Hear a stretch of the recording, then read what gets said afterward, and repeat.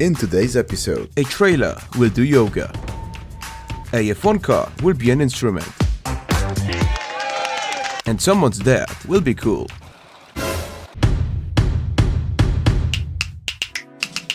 You may know the company Bose as a company that makes speakers, but they also tried their hand on something completely different, a active suspension for cars. And when I say active, I really mean active. It was so powerful that it could make cars jump over obstacles. It was also extremely smooth on uneven surfaces and prevented body roll completely. While driving in this Lexus LS400, the passengers couldn't feel a single bump, except for the actual jump trick, of course. Unfortunately, this technology never went into mass production because of weight and cost problems. We were so close to jumping car meets. The Honda S2000 is not easy to master. Here's a perfect example of that. Reason? Cold tires. The car was okay, by the way.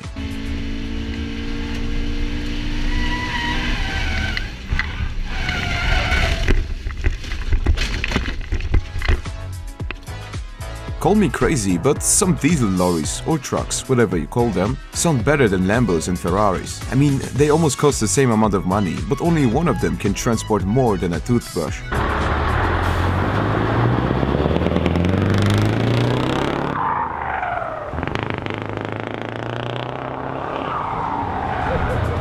One of my subscribers has arguably the most beautiful car out there, a 1969 Ford Mustang Grande, which is basically the luxury model of the Mustang.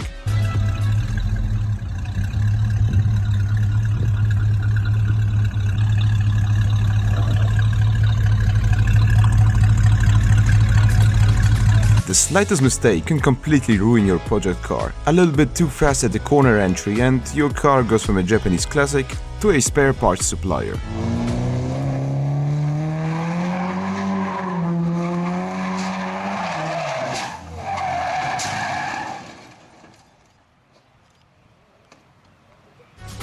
Can you touch your toes while standing up? Well, I can't. This means that this trailer is more flexible than a young man in his 20s. Pretty sad, isn't it?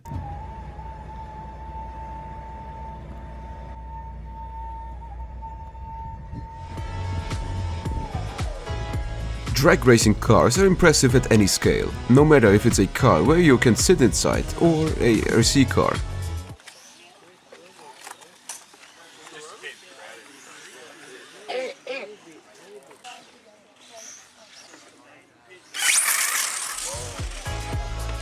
The Polaris Razor is a vehicle made for all terrain, but this was not enough for these guys. They strapped two Jetskis to their Razor and went for a swim. It works surprisingly well. He's coming in hot!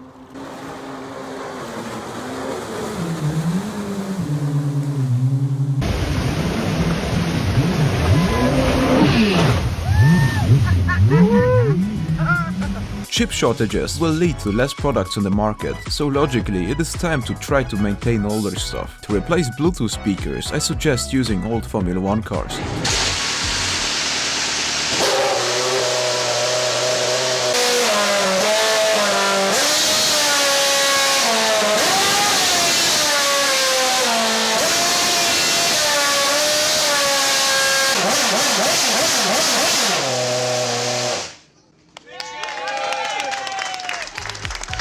A man does not peak at a young age. A man peaks after building a miniature train track in the forest. Well, it's not exactly tiny, since you can take a ride on it.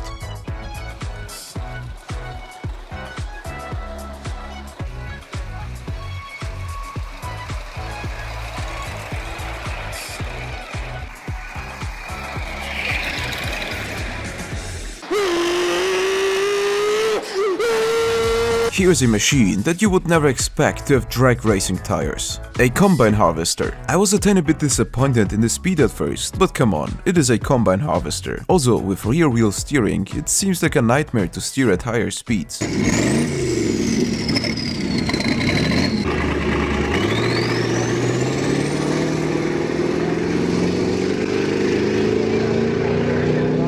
Old BMWs have amazing security features. Broke off your key in the keyhole? No problem. All you need is an axe. You got your key thoroughly stuck in the door. Here's how you're removing it.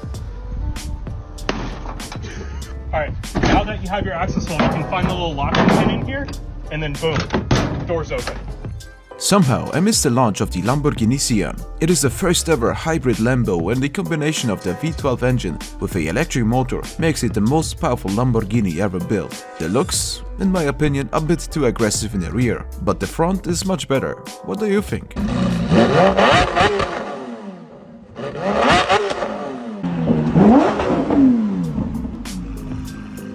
There's a solution for the gas price crisis. No, not electric cars. What about hydrogen cars? No, not even that. The solution is called wood gas. Okay, it might not be a solution to the problem, but maybe it's the last resort once the world collapses. What basically happens here is that timber or coal is being used to generate wood gas. It can be used to power cars and other stuff. Will you reach highway speeds with this? I am not sure, but it's still cool.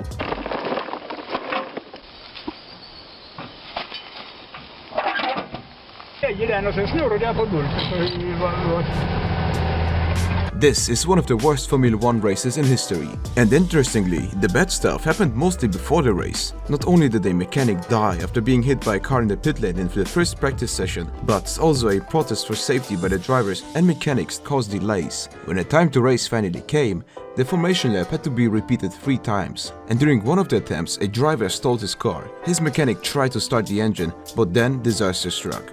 Obviously, I cannot show this on YouTube, but don't worry, he survived with a broken leg and lacerations. Falling, a disastrous start.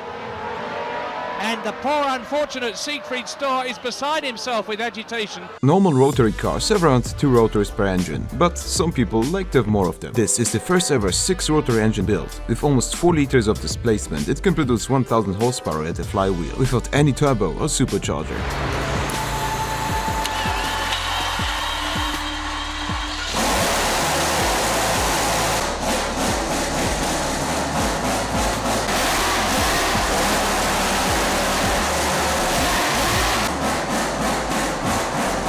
The Honda S2000 has an amazing 4-cylinder engine that doesn't need any forced induction to reach a respectable amount of power. But what happens if you want forced induction? Well, this is how almost 500 horsepower feel in a car that is essentially the Miata's bigger cousin.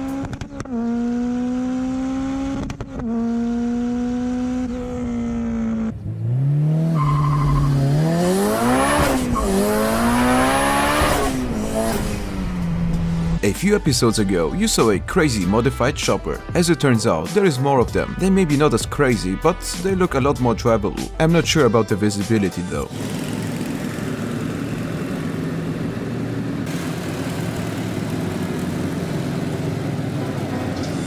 One of my viewers has a very unique Pontiac Fiero. He swapped a manual transmission and a 2.8 liter engine into it. Sounds pretty good if you ask me.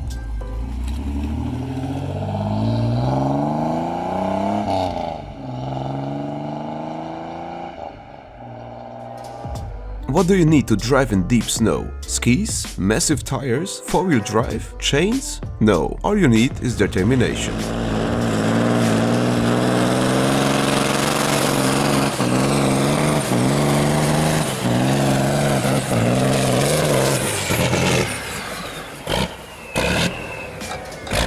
How long are you willing to wait for your project car to be finished? A few weeks? Months? Years? What about decades? It took Danny Bro 20 years to build his very own McLaren F1 Le Mans edition. It is still much cheaper than the original McLarens that go for over $20 million. It is powered by a BMW V12, just like the original car, but to reach the same power he decided to turbocharge it. 650 horsepower at 1.1 tons of weight. Lovely.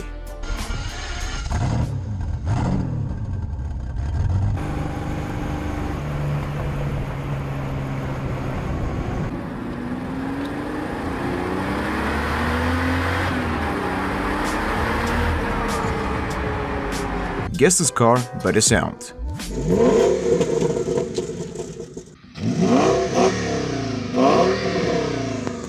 This is a Audi S8 with a V10 engine that is also used in the Lamborghini Gallardo.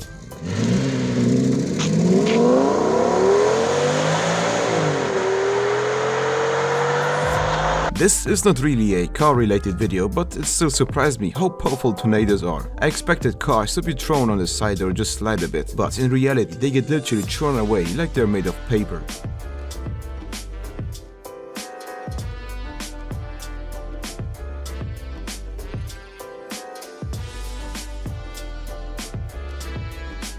Even spectating a recording team that is working on promotional videos with Formula 1 cars is already an event that could be worth visiting from far away, at least if you are a die-hard fan.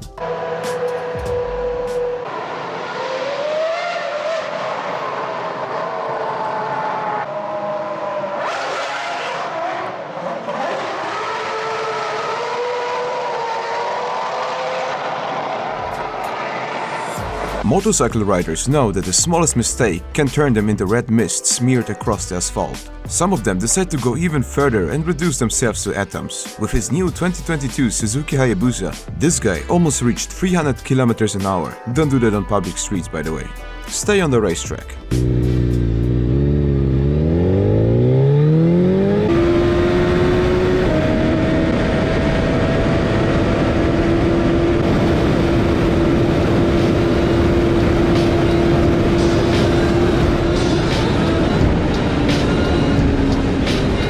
Thank you so much for watching, and if you want more, check out my second channel. Have a nice day. That doesn't make sense.